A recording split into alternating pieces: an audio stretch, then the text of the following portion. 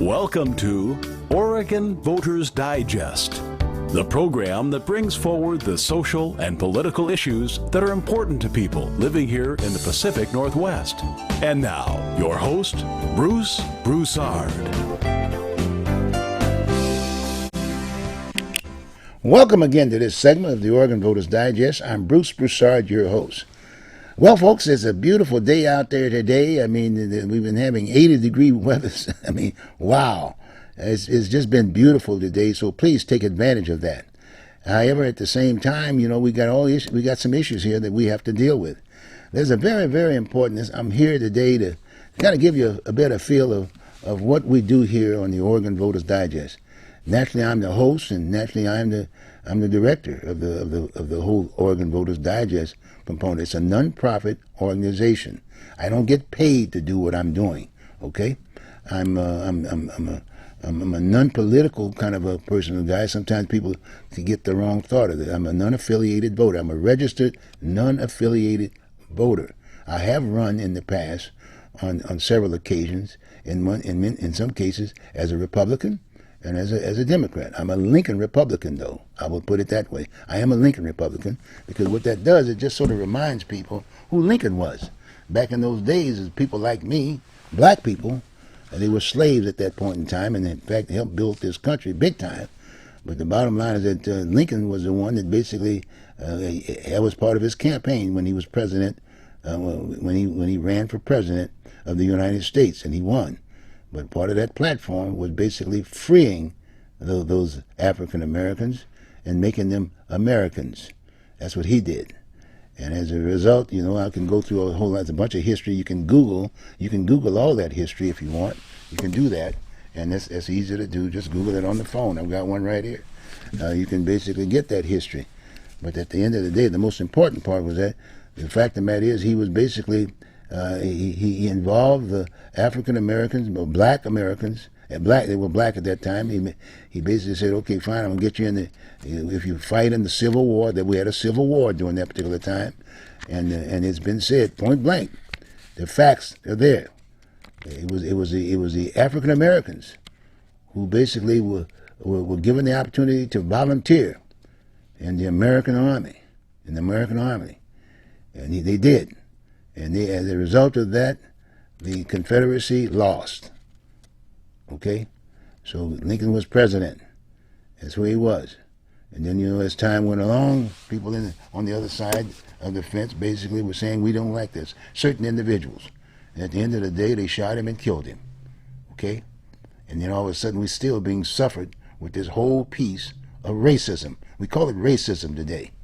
This anti-blacks.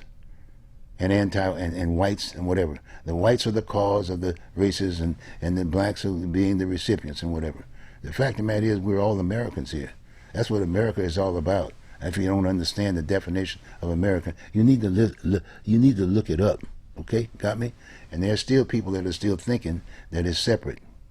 Okay, all right. So we need to be clear on that, because imagine had Lincoln lived. And then it would have been part and parcel, if you will, of the legislative agenda in those discussions.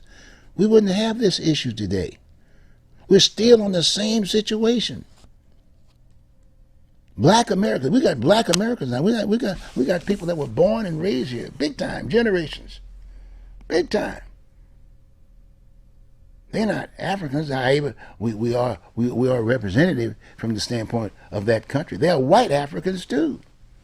They are white Africans who are citizens of this country, the America, and they identify as African Americans from Africa. And naturally, our recipients, African Americans from Africa. So that's an issue that we need to just face the facts and move on. Because people are all, I mean, it's to the point where you just don't know what to do or what to say. Well, hopefully, the legislative body, both parties, both major parties, Republicans and Democrats, get together. And by the way, you have African Americans that are participants of both parties. African Americans, Latinos, Chinese, Asians, Native Americans. We're all Americans, folks. We are a melting pot here. It's the only country of its kind in the world, for that matter. We're all here. And we still are representative of different countries outside of this. But this is a melting pot. The definition of this community is called Americans. So I think we need to spend a little bit more time focusing on the fact that we're all Americans and deal with the issues as it relates to the population. And when I say issues, and you know the ones I'm talking about, the ones that most comfort, that are current, if you will, the pandemic, if you will, the homeless problems, the issue of carrying firearms and the firearm aspect of it, the drugs. Well, we got some major issues there, and we can't basically address these issues in a non-partisan way. We have to be partisan on this situation, and most of us, a lot of times, don't participate in that particular solution to the non-partisan aspect of it. And yeah, we do have a number of parties. Major ones are the Republicans and Democrats. You got the Green Party. You got the Constitutional Party. I mean, you got several different groups aspect of it. But at the end of the day, we're all Americans. At the beginning of the day, when you wake up, you're Americans. Now, some of you might be carrying 2 passports, or 3, or 4, whatever. But the one I recognize that I identify with are the American passport. And they still allow you, if you will, to get one from your so-called country where you've got your heritage and whatever. Fine, no problem. I have the same option. But the fact of the matter is, when you're in this country, it's America. We are Americans. Get it, understand what the facts are. Don't use it as an excuse to do other things. Don't use it as an excuse to be anti-anybody, for that matter. No. It's America. I want to share that with you. But I also want to share with you, notice I got a cover on. It's a Vietnam vet. I spent my time in the Marine Corps. The U.S. Marine Corps. I paid my dues. I spent my time in Vietnam. I paid my dues. Okay? I paid my dues. And the reason why, and the bottom line is that there's another organization I'd identify with, is called the No Vets Left Behind. And what that means is that there's no vets left behind. It's a non-profit organization. And what I do in this organization is that I help veterans get their benefits. I educate them about the system because many of them don't feel comfortable about it, or a lot of times they don't share it with their families. And I try to share this. That's why I'm using these public airways through community television to educate the public about what is a veteran. Educate the public about the fact that just as like any other paying customer, they're voters, they're taxpayers. So anything that happens here within this particular community, in this country, also impact veterans. And if it wasn't for the veterans, the Vietnam issue was a major issue. We got Vietnamese people here in this country. A number of them are Americans. We have a Vietnamese population now here. And had it not been for veterans like myself and others, they wouldn't be here. Fact. And I'm going to be discussing an issue that they're involved in. Not all, but some. And we'll talk about it.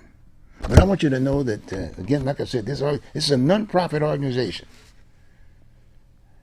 That's why, if you notice, I've got a tie here on. This is not a joke. I believe in this country. This is my country. all veterans that are out there, we respect this flag. Red, white, and blue. Stars and stripes. So the bottom line is that this is not a kind of a situation where this is a joke. No, I wear this cover because I've earned it. And I paid the dues for it. And all the other veterans that are out there. So acknowledge them. Let them know that you are thankful for that they fought this war. Because this war could have been here. But it was veterans. Veterans, like myself and others.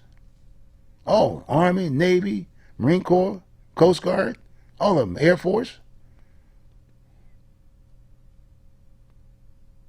So understand what that's all about. So this is what I do with this organization called No Vets Left Behind.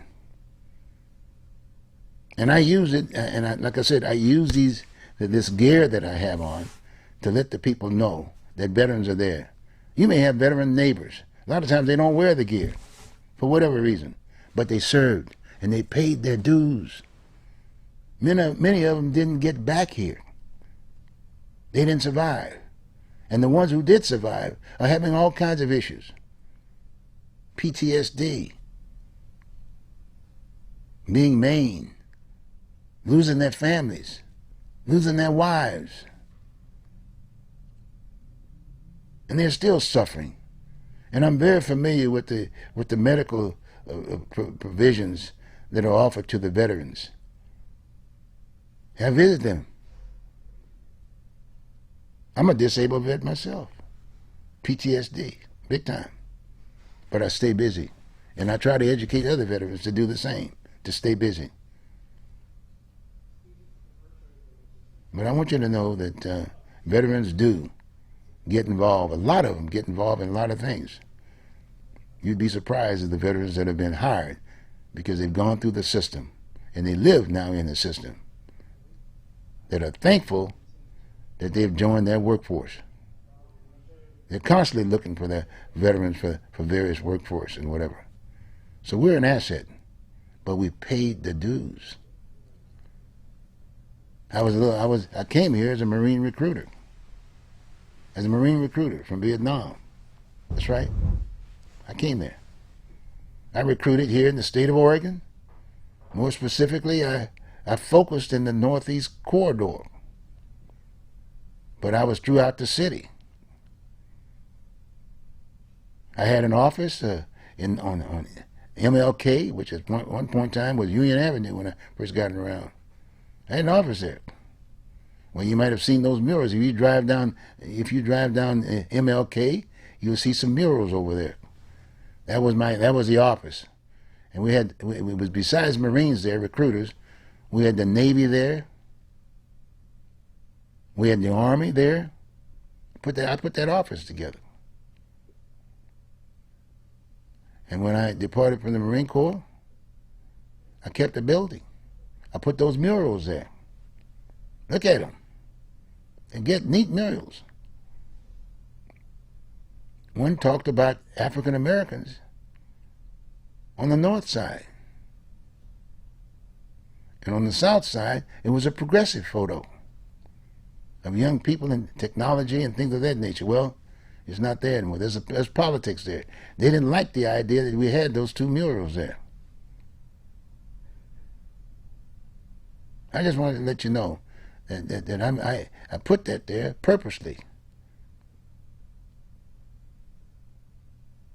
to talk about contributions of African Americans in this country, in this city, in Northeast Portland. Still there. Like I said, the other one, they were able to take that one down. They took it down. Politically.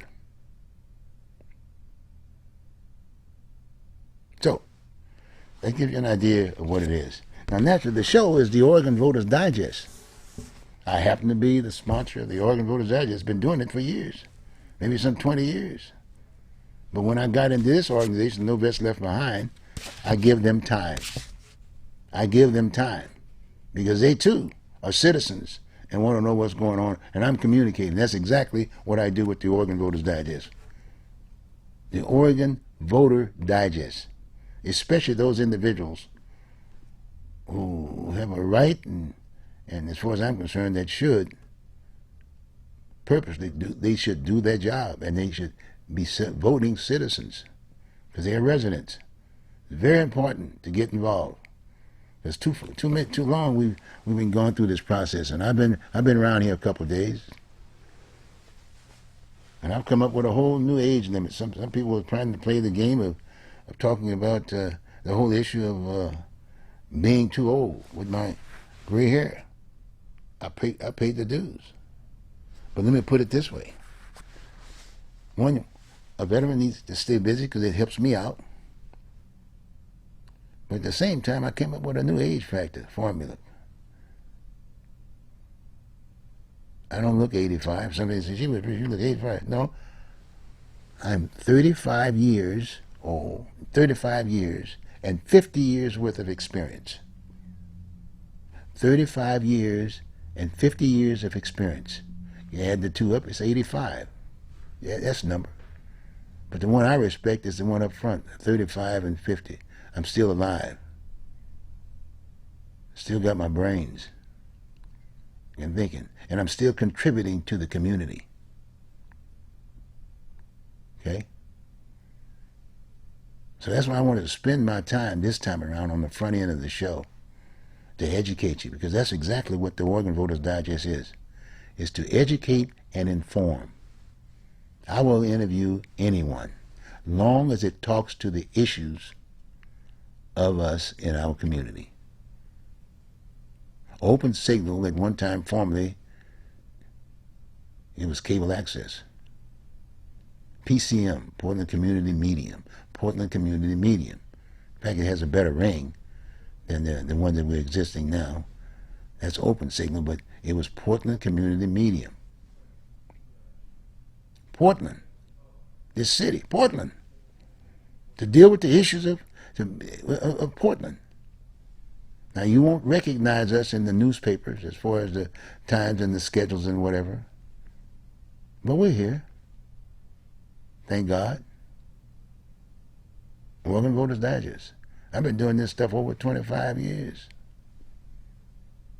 That's right, 25 years. And some of you are concerned with the fact that I've run for office. Yes, I've run for office. Some of you can make the point, well, gee whiz, you keep running, you're not winning. No. Ladies and gentlemen, I've won every time I've run for office. The moment I signed up, I was able to talk about my issues. That's really the definition of what a legislator is all about. They represent certain people, and they're sitting there. But they also represent me. Once they're sitting in that chair, they represent all of us. And I understand that. So my purpose in running, which, as far as I'm concerned, yes, I'd love to win. But maybe someone consider me a bit more too conservative. Well, okay. But every 2 years I run. I run for something. Specifically, to talk about the issues and to address the issues. To help the media, who's not as familiar with the issues as I am. But once I'm running, they have the responsibility to at least interview me, one way, shape, or form. Sometimes it's not nice, but they don't have my background. And I've always indicated, I will debate anybody, anytime, anywhere you want. I'm not reading my script. I don't have a script. It's coming from me because I've had the experience. I've been involved. And all this time that I've been doing this thing as a stop-off point, I still had to make a living. I had to eat. We all have to eat. I had to make a living. Like I said before, I'm not getting paid to do what I'm doing. And a lot of times when I'm running, I don't accept any kind. I'm not paying any monetary values, people, because I understand that the definition. When somebody gives you money to do something, they want you to do something for them back in return. Unfortunately, that's kind of like where all the big money comes from. But that's basically been the culture for quite some time. But then the masses of us The masses of the people only react, if you will, to the public relations of the time of the election. And that's a sort of limitation. The paraphernalia, you get the voters' guides and this, that, and the other. In all due respect, it can be pretty complicated. So then you got to go to the voter pamphlet. And if you're familiar with a name or this, that, and the other, you go that way. But the ballot measures and whatever, most people are not as familiar, understand what's going on. It was the money, because you got to get paid to get that announcement in there. And you got to get legislators who are elected to office that have been paid by them to come up with the various issues in terms of ballot measures and whatever. Don't get me wrong. That's our system. That's our system. So there's a responsibility there, and it's like I don't expect everybody to be like me. No, that's who I am. That's the lane that I'm in, and I respect that lane. Like I'm respecting all of the people, especially the voting people. And let me make another statement right off the bat when you start thinking about politics. Too often, politicians always think this point, they're telling you what to say and what to do, and that they are the ones. No, it don't work that way. There's a difference. Falling in the same category of like a business, employer and an employee. Politicians, people who are in the House and sitting in any of those seats, are employees. You, the voter, are the employer. I use plurality, but in most cases, the money tends to dictate who gets elected. Most cases. And it's our responsibility as a mass to try to figure out who these people are. And what's their background? Well, we got a media force. They get paid. But at the same time, at least we have them, and they invite you've seen the major ones, Channel 2, Channel 6, and Channel 8, and just right on down the line. You got Steve Dunn of Channel 2. He does a good job. Now some of the channels do that, but he does an excellent job. I put him at the top of the list as far as trying to get as much out as he can in Portland. And then basically brings entities throughout Portland. But he interviews these candidates. That's good. But you've got a responsibility to be able to know how to read that voter's pamphlet, how to pick up the phone and call that person. In all due respect, tune in to Oregon Voters Digest. It's a live show on Sunday, normally. Live show on Sunday, 4 p.m., Channel 11. And then it reruns on Tuesdays and Fridays. Tuesday, I think it was 23, 21, or 24, 21, or whatever. But it airs at 12 noon. Re-airs on 12 noon on the channels here. Not 11, I think it's 25 or 21. And then at 8 p.m. on Fridays. But I've been doing it for a number of years. Okay?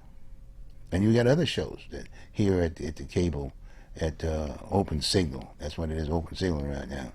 But it's community television. It's community television. The other entities are commercial television. They're not. This is a non-profited entity. No one here gets paid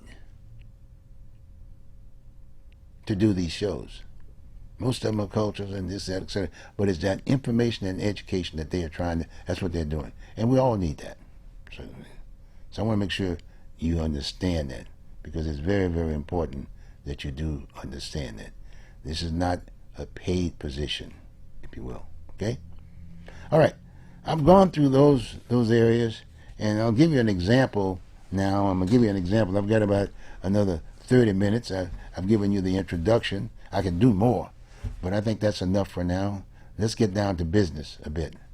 Now we're right into the midst of the elections. We got the presidential election. That's happening now. That's huge.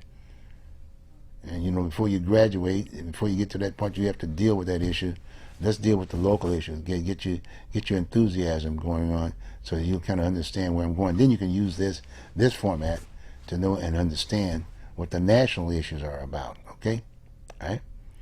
So from a local standpoint, we've got some major issues, just like any other state has major issues. And then you got their state, and then you got their cities. Well, we're the largest city here. Portland is the largest city in the state of Oregon, and we have issues here. And so when you talk about the drug problem aspect of it, that's an issue. That's a major issue. We talk about housing. That's a major issue. I'm not talking about the housing is in general. Hey, you got to do your work, your homework, and you got to work for it, and you can't.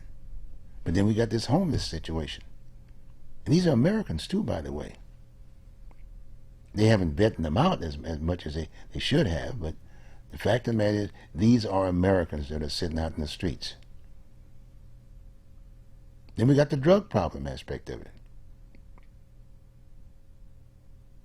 Then we got the young folks problem. We got the family problem. We got some major problems. And it's impacting, the points I've just made to you, it's impacting us all here in the city of Portland and the rest of the state. But like I said, I'm talking to the city of Portland. I'm giving you an example of where I'm coming from in terms of where I'm going with this direction that we talk about, by getting into a specific issue. And when you look at the city of Portland, you're looking at what happened to the city of Roses. Beautiful place. We got the water right in the middle of the city. Run through the water. Boaters are out there catching salmon right there in the city of Portland, downtown, in their boats. You can sit out in the parks there, and then sitting areas, have a cup of coffee and eating out hot dog, because you got the vendors out there on the street, things of that nature. You got Saturday market. I mean, it's a beautiful place. But all of a sudden, something happened. Something happened. And a lot of times, the first thing you need to look at is politics. That's how it came here. The people that we hired. What do you mean, people we hired? Yeah, we hired them. We do that through the voting process, remember? People got voted for office, and now they represent. Well, now, if you didn't vote for them, hey, but you're still being represented by them, because the results of the election said these are permanent employees for a certain period of time. Some of these seats, like the city council, that's 2 years. Ain't two. Then you got the mayors, 4 years.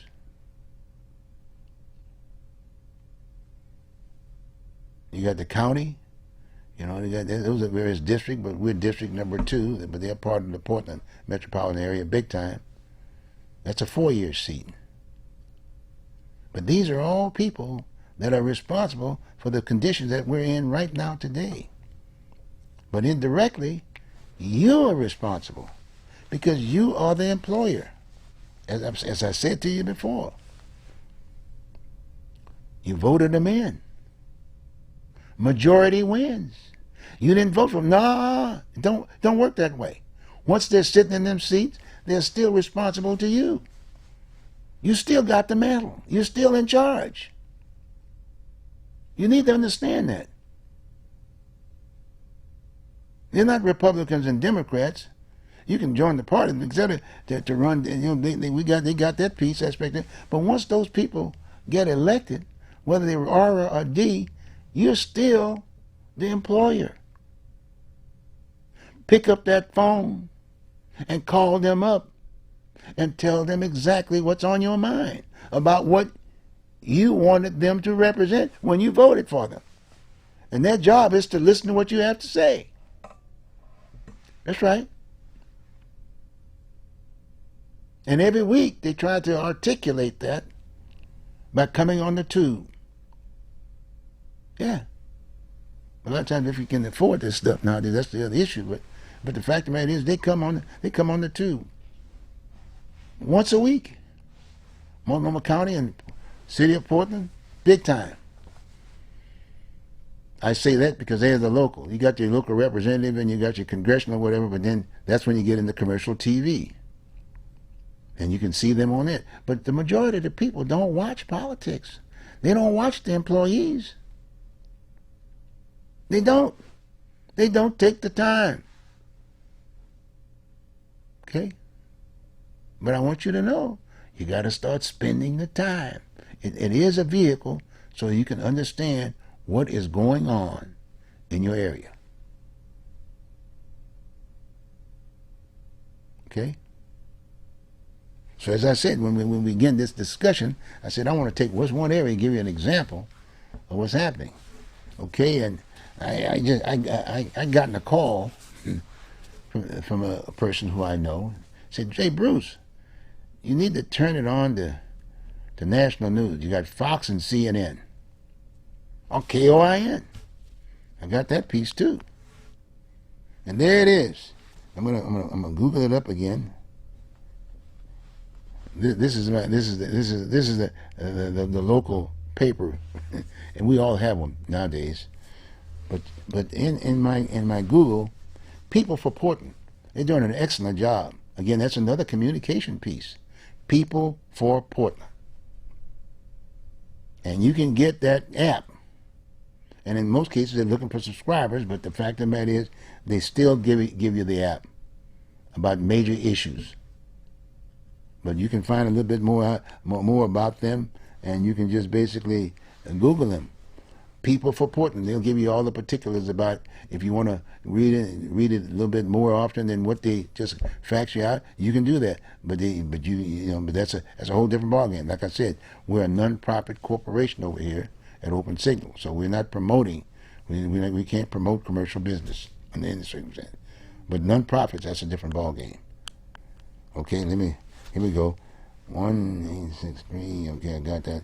Now, this is what they came out with. As I said, I'm gonna give you. We're gonna talk about a specific example of how I would normally do this kind of a deal about educating you about a particular issue that would be major concern. Okay, People for Portland, and this is what they had said in the facts. And by the way, KOIN did this too. By the way, KOIN, they had advertised it also too. But people did an excellent job, It said, should tent cities and homeless camping in public places be made permanently legal in Oregon? Did you know that? Did you do that statement? Oh, you looked in? Did you look at the CNN and Fox News or KRNN or KATU News? And they were basically concerned. Well, why would they mix that? Well, what's this? Should tent cities and homeless camping in public places be made permanently legal in Oregon? Public places, that's the real estate you own as a city, as a resident. Well, you own that spot. You're one of the owners. That's right. You pay the taxes. Okay? It says House Bill 3501 would guarantee the rights of everyone who wants to camp on a public sidewalk or street. Let me say one more time. House Bill 3501 would guarantee the rights of anyone who wants to camp on a public sidewalk or street, even when camping inhibits the rights of others, including the disabled. Now, who would put a bill like that together? I'm talking about veterans. I'm talking about the entire population. Well, who would do this? Now, you got me understand now. This is one of the employees that put this out there. Okay? Now, it goes on to say that May 4th, a state legislative committee will hold a hearing on House Bill 3501. Meaning that you'll have the opportunity, the public has the opportunity to talk about it up or down or whatever, but convince those employees who are going to be voting on this thing, that representing you, So if it passes, it becomes law. If it doesn't pass it, guess what? It gets thrown up. But the fact of the matter is, you got to know who initiated it to begin with. Fair? Okay? But anyway, I made the statement. May 4th, at the state legislature committee, will hold a hearing, a public hearing at the state capitol. House Bill 3501. And it goes on to say, please take action today by sending an email to the state legislators to oppose making tent cities legally permanent across Oregon. Good idea. But they're talking to you, the voting public. You can pick up that phone and call that legislator. Tell them what's on your mind. You don't have to drive all the way down to the Capitol up in Salem if you're from Portland. You can call them up. I tried calling them up too, both of them, the individuals. They haven't returned the call yet. I was going to give them the opportunity to articulate and give their rationale as to why they did this to begin with. Let me go further with it. Okay. But anyway, to tell the legislators to oppose legalized tent cities. Okay? And that was for House Bill 3501. But it goes on. They did a good job. House Bill 3501 is being sponsored by State Representative Con Pham. Okay? Vietnam. That's the name. That's how I reacted to it. Many of my brothers that didn't get back. They couldn't come home because they got killed over there. Trying, if you will, to represent not only our country, but the Vietnamese people that were having problems. So I was there, trying to fighting for the Vietnamese rights. Here's a Vietnamese who's now a legislator. He's an elected legislator. When he came here, he gave the right, went to school, we picked up the tab. That's right. Food stamp, the whole 9 yard, housing, the whole works. And here he is now saying, hey. And you heard the statement I read before on that piece. Anyone who wants to camp on a public sidewalk or street, even when camping inhibits the right of others, including the disabled, give me a break. Are they familiar with the VA hospital and the number of brothers and sisters that were vets that have been maimed, and all the vets that are still living out in campsites trying to figure out what's going on, have lost their families? Anyway, but his number, by the way, is 503-986-1446. That's his phone number. That's the legislature. House Bill, he was the guy that sponsored it. He's the guy that wrote it up.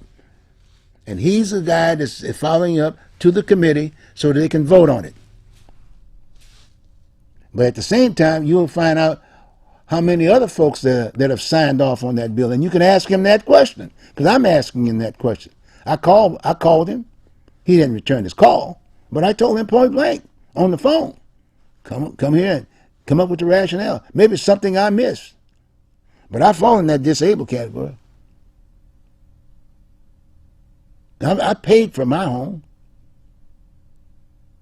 and someone's going to come in on my front door and poop in my lawn and all kinds of weird stuff, needles and stuff. No, not here, not in America. Anyway, give him a call. Representative Con Pham, Khan, first name, last name Pham. Phone number 503-986-1446. Let him know. And let him know that, hey, you're aware of the fact you heard it on my show, Oregon Voters Digest, and to give me a call. 503-701-0457. That's my number. 503-701-0457. And tell him to give me a call. I will set up a scheduled time for him to come over here on the Oregon Voters Digest and educate you about why he introduced this bill. Okay? All right?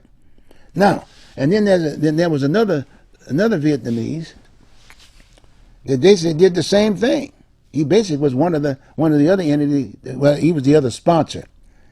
And State Representative Farah, I can't get the name, so I'm gonna spell it out.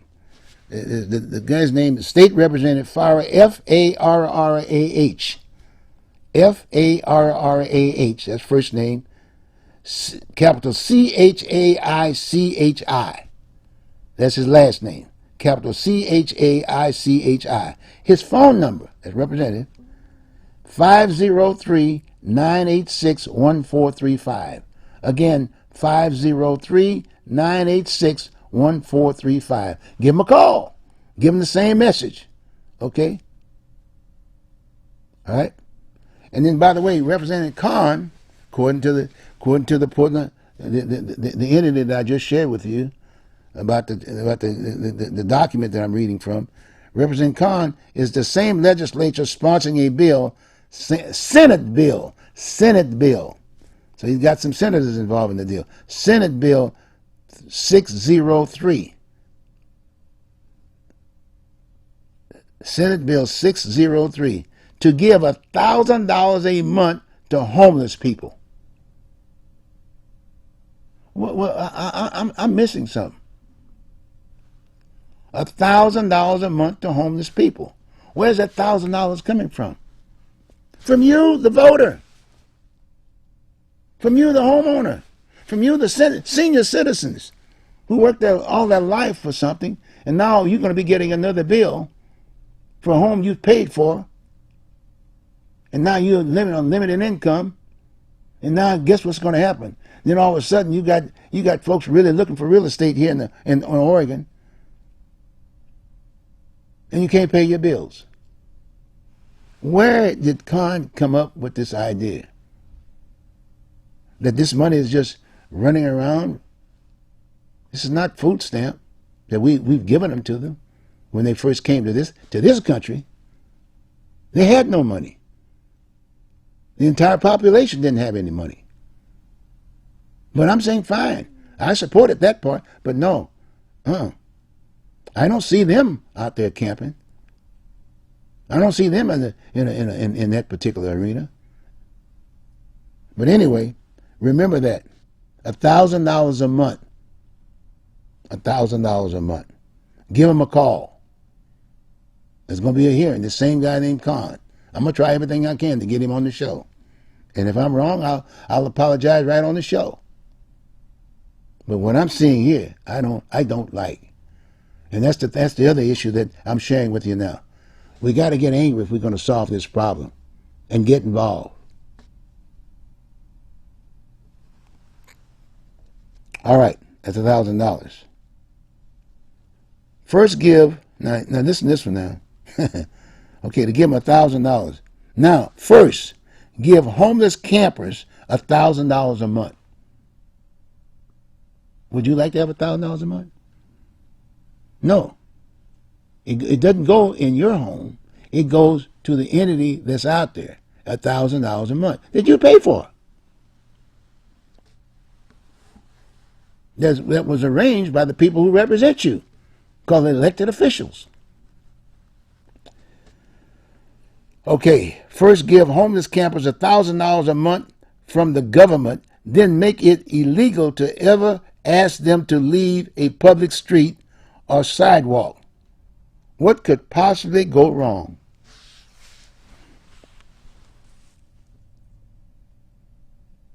And according to one, I haven't seen that one yet, but according to someone who had called me about the national news, the reporters just went really got, oh, this is Portland, Oregon. This is all, just fact, hey, everybody, just if this thing passed, all you have to do is just go to Portland, Oregon and get $1,000 a month for camp.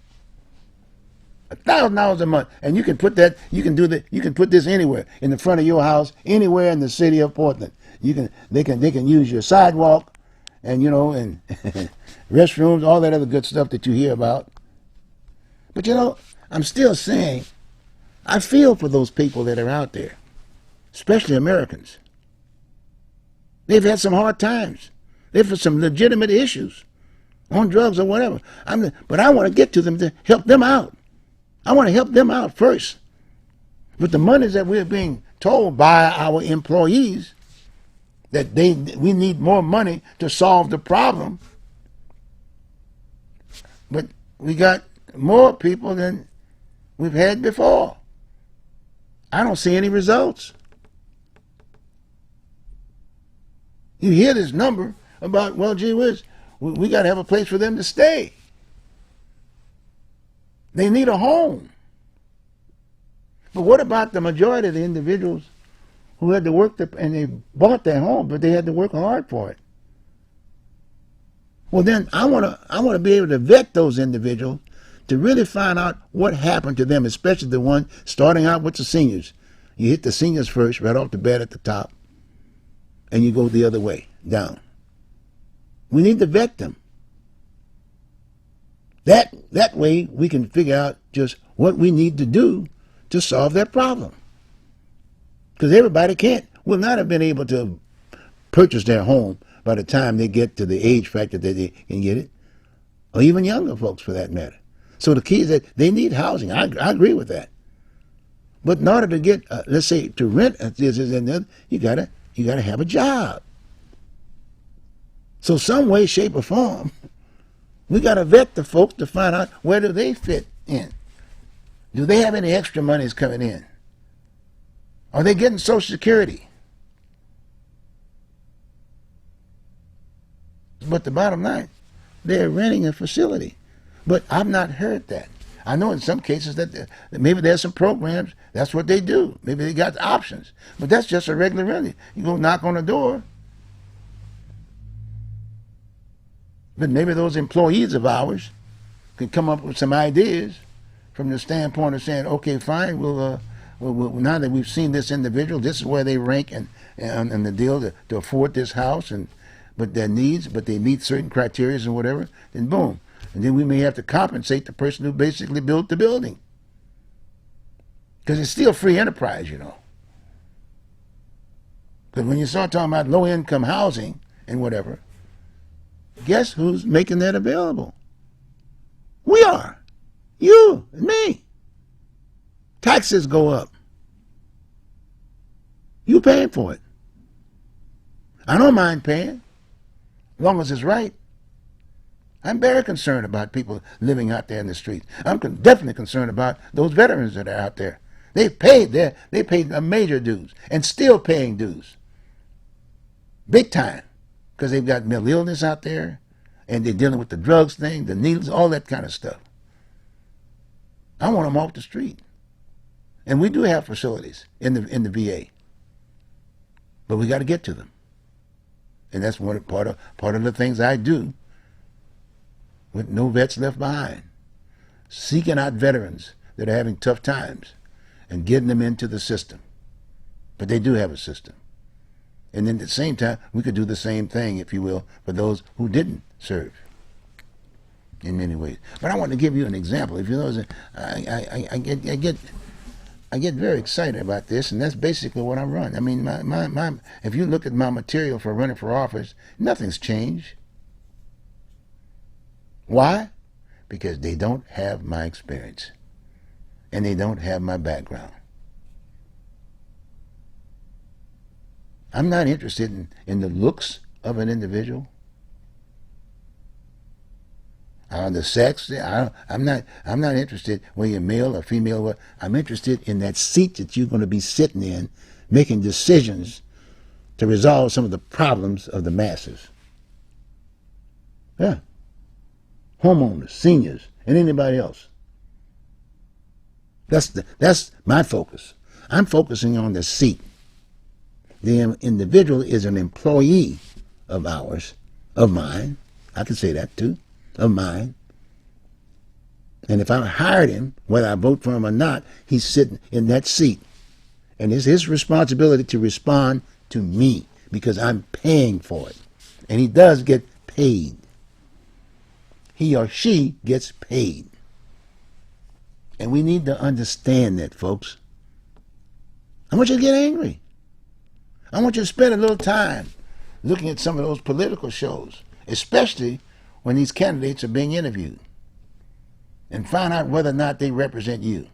And if they don't, pick up the phone. And if you don't know who they are, call up the state. Call up the governor's office. They'll be more than glad to direct you to one to their phone numbers at the state capitol. And they got their home number there too. They normally have an office there in their respective area that they're respecting you. And they have gatherings at times where they talk to the citizens. But who goes to those? You don't see a whole bunch of people there sitting there. Why? Because many of you don't take the responsibility to find out who are your elected employees in your respective area. You can get boundaries in terms of exactly what area they represent. The streets. You can push a button and they'll tell you exactly what's their background. And in fact, you can demand that they send you something. Because you got a chair of the House of Representatives, of all those legislators that spent 2 years. You got a legislature. And you got the Senate.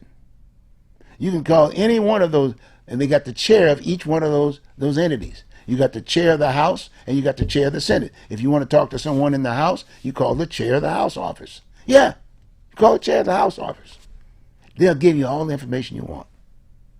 And you give them the phone number. And if the guy the male or female don't return your call, guess what you do? You call up the House or the Senate chair. Or you call up the TV. In fact, and right up front with you, Steve Dunn down at Channel 2, he does an excellent job. And 6, give them a call. Tell them what's on your mind. I'm paying my money over here to do this, and I've called up these folks to respond, and they didn't. Trust me, it'll be on the news. But give them the facts. So I'm just giving you an example of that piece. So well, look, I've got about 5 more minutes. As you can see, I can go on and on, but I've been doing this for over 25 years. Right here, sitting in this seat. That's where that 50 years of experience come in. Right? And I'm still here. And I will continue to be here. So look, go on there now and sit back and think about some of the things I shared with you. And then share it with your neighbors. Share it with folks you know. And look at it 2 or 3 times on the reruns. In fact, the reruns are normally mentioned on the show today. But I'll get that on the next round. But it's important that you get involved now. You are an employer. Very important. But once you understand what you are an employer. And there's an employee. And that employee is sitting in that chair, in that government chair, in that legislative chair that you give monies to respond to the solution of your issues. It's like paying a bill. You bought something. That's right, you bought and paid for it.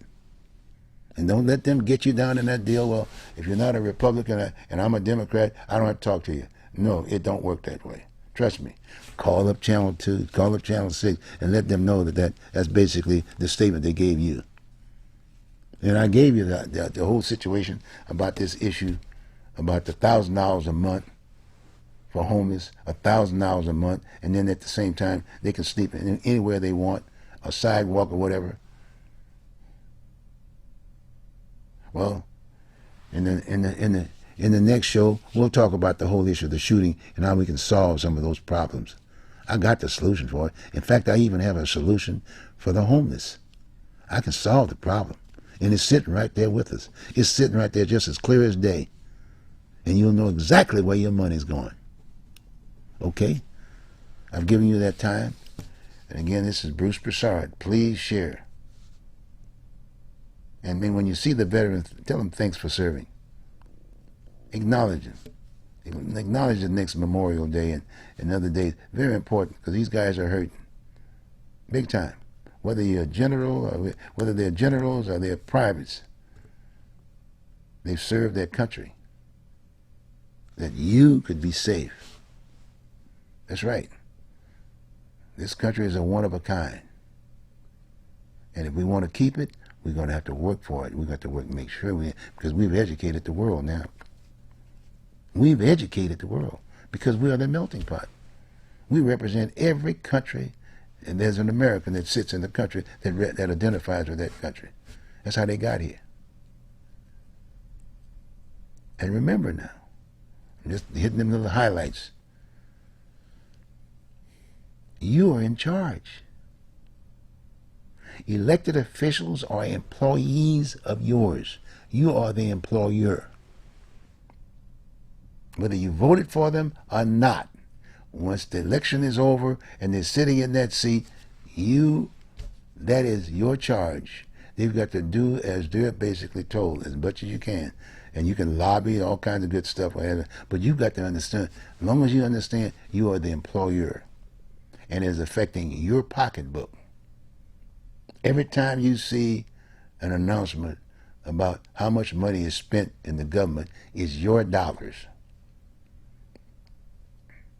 Remember that. Very, very, very important. And you got their phone numbers. You can call them in. And if you can't speak English, you're an American, hey, they'll facilitate you. If you can't hear, they'll facilitate it. If you want to go down to the legislature, I think they might, there's a possibility they might facilitate, especially seniors. There's an entity out there. If they don't have an entity, they'll come up with some nonprofit will come in and basically bus seniors down to the legislature. If that's the case, get your neighborhood organized. Get some numbers. But this situation here that I read off to you, I read that off to you because it's a very, very important piece. Very, very important. And again, like I said, I was giving credit to the people for Portland. People for Portland. They're doing an excellent job. Really doing an excellent job. And I want to give them some respect. So if you got one of these Google machines, this is your political piece. Don't just look at the sports and whatever today. Every so often tune in to some of the channels. So again, you have a good day. And God bless. Take care and God bless America. Because that's where we are. And if we want to keep it that way, we've got to work to keep it that way. The phone is ringing. Evidently they got a call. Okay? Yes. Can I help you, please? Hi, Bruce. It's Carol Slocum, the lady at the bottom of ramp 6. Yes, Carol. We have to replace the big batteries on my chair. Do you know where we can get them? Yes, you sure can. I tell you what, I'm doing the show right now. I'll call you right back, and I'll give you the place where you can put batteries for your mobile chair. Okay? Got me? Okay. All right. All right. Take care, Carol. Bye. Okay, bye-bye. Well, that's an indicator. I will answer my phone.